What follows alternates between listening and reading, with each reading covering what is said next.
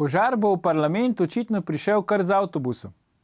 Lista novinarja Bojana Požarja je namreč začela avtobusno turnejo po Sloveniji. Kje bodo v prihodnjih dneh, preverite na njihovi spletni strani oziroma socialnih omrežjih. Danes so bili na Obali.